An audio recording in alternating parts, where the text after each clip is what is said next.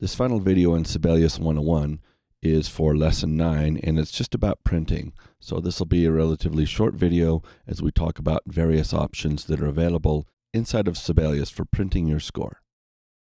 The first thing you may want to check before printing is whether or not you're in transposing score or you're in C-score. So if you remember the Home tab, Instruments, Group, and then Transpose Score, and the shortcut Shift-Command-T.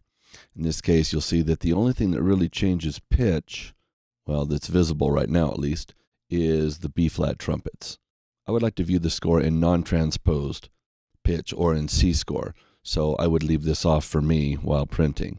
Also may want to check your margins, and you can do that by going to the View tab, Invisibles, and then Page Margins right here.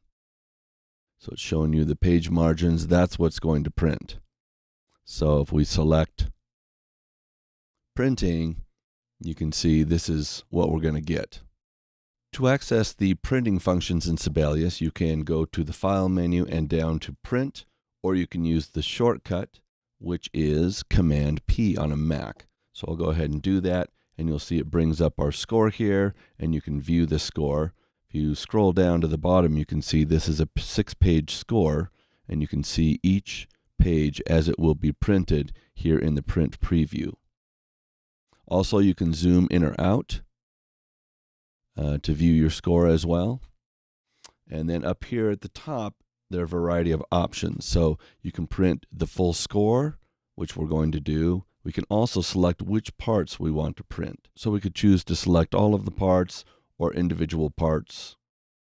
You know, maybe something like trumpets, bones, you know, that kind of thing. You can go through and select the parts that you want.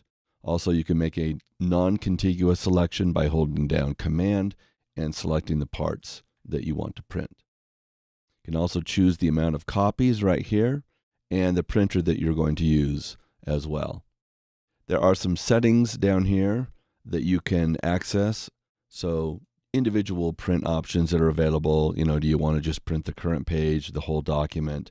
And also you can choose your landscape or portrait orientation. You can also continue here and select whether you want to print one-sided or two-sided, if you want it collated or not. So fit to paper basically means that Sibelius is going to fit this to the size of paper that you have. You can also scale down the size of your score by clicking here. You can make it larger or smaller, depending on what your needs might be.